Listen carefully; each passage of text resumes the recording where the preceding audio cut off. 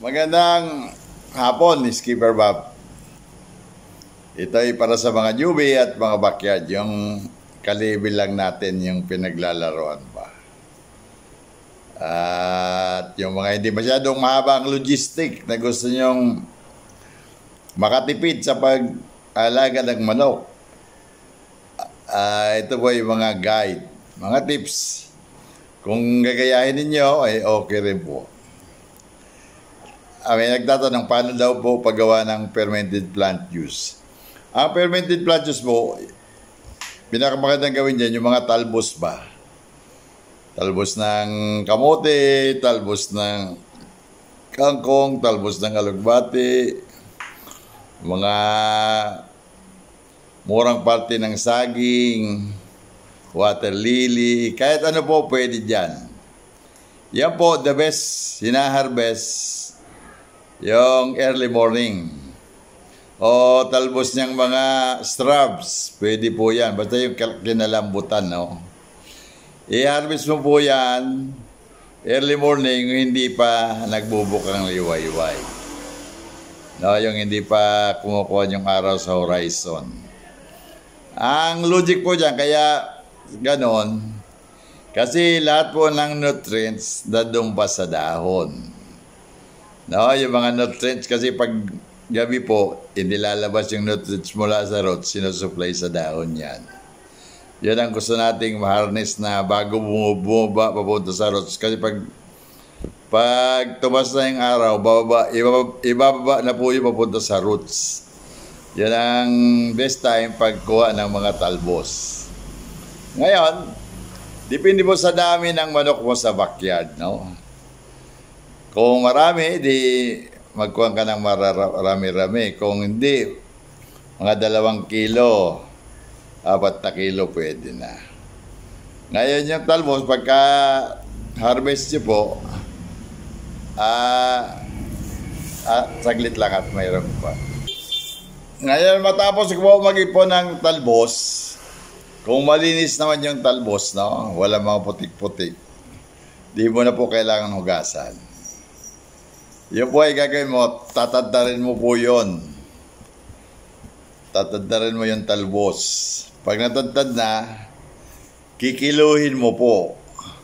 For every 2 kilos ng talbos, 1 kilo ng molasses or 1 kilo ng brown sugar. Haluan mo po yun. Pag nahaluan mo na, ilagay mo sa isang lalagyan. No?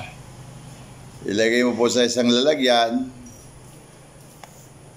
Tapos, takipan mo. Pwede mo takipan ng tela o yung kanyang takip. Basta, wag mo lang isara yung takip. No? At ilagay mo po siya doon sa medyo madilim at malamig na lugar. After 7 days po, tingnan mo kung yung talbos ay naluto na, kasi maluluto po yan, para siyang lalambot na matuto na marami ng katas. Pag nakita mo marami na pong katas, pwede na po yung i-harvest, no? Gagawin mo, pipigain mo po. Pipigain mo na, pipigain. At pag napiga mo na, yung pinagpigaan, salain mo po sa strainer. O, yun na po ang iyong fermented plant juice. Yung fermented plant juice po, yung pinagkatasan na yon, napakaganda po niyan sa ating mga sisiw. Kasi ano ba ang dulot ng fermented plant juice? Yan po ay mayaman sa amino acid. Probiotics, prebiotics, natural vitamin B12, tapos mga enzymes. Ang ratio po niyan, sa 1 litro ng tubig, 1 kutsara. Ngayon, depende na po sa gusto niyong paggamit. Pwedeng 3 araw sunod-sunod. Tapos, bigyan nyo ng fresh water 2 araw.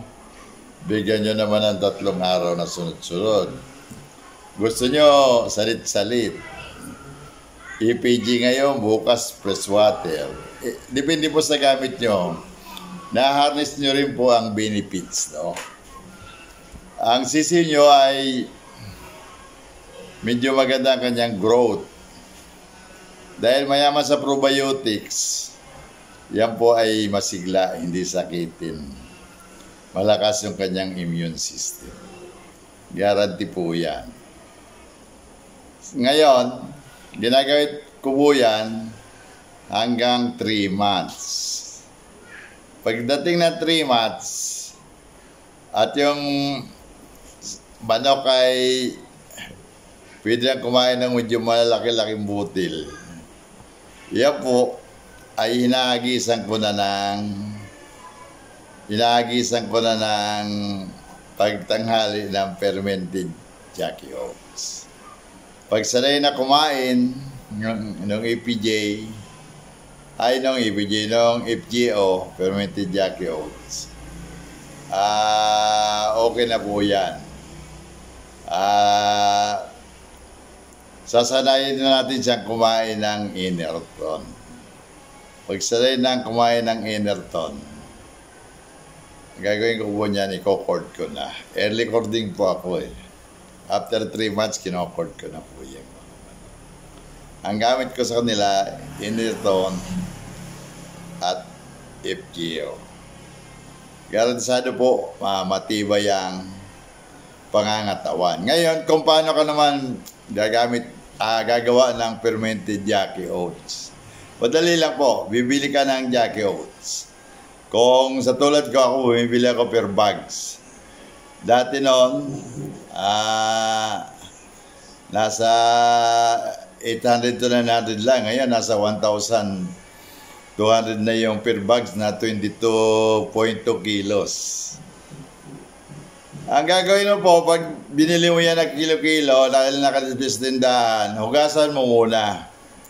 Pag hinugasan mo, marami pong lilitaw dyan eh. Yung mga medyo magana oats. Huwag mo pong itapon yon. Ang gawin mo, gumawa ka ng strainer, salain mo sila lahat. Pag nahugasan mo na, gagawin mo po, kung mayroon kang container, halimbawa ito yung container. Container yan na may takip pa, may lid. Yung kalahati lang po nito, lalagyan mo ng Jackie Oats. Tapos, ipipil mo po siya ng tubig hanggang dito sa ngala-ngala. O, pag napil mo na ng tubig, tatakpan mo po. Pwede mo lagay yung takip. Pihitin mo lang na mga 1 kalahati. Yung 1 kalahating pihit po, ang purpose po nun para hindi makapasok yung mga insekto. Singaw po yan. Kahit subukan mo, itagilid mo lalabas ang tubig. Ibig sabihin, papasok yung hangin. Ngayon, ang purpose mo lang nun para hindi siya pasukin ng kung anong insekto. Ganun din, kung gusto mo, takipan mo ng tela, tapos talian mo yung tela. Yung lusutan lang yung hangin. Hindi rin siya makapasok ng insekto. Ilalagay mo rin po doon sa madilim at medyo malamig na lugar. Give it for 7 days. After 7 days, pwede na siyang gamitin.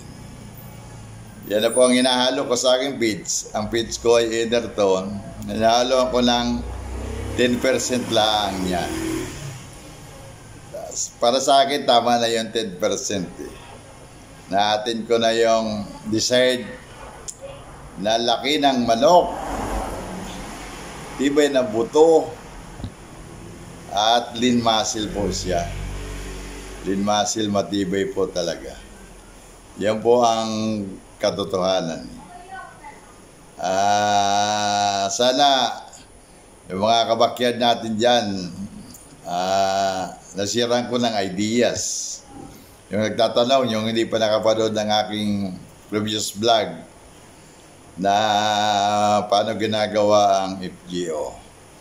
Ang recipe po niya is only 10% ng feeds mo. Kaya kung siya mo yung manok mo, siya natakal ng grains.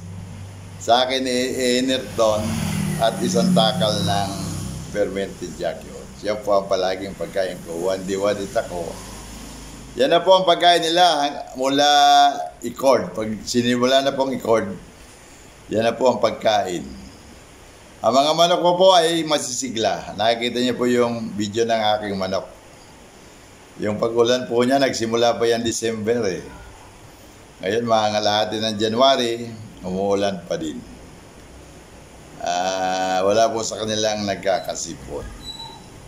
Matibay po talaga pag ang manok matibay ang katawan at mayaman sa probiotics.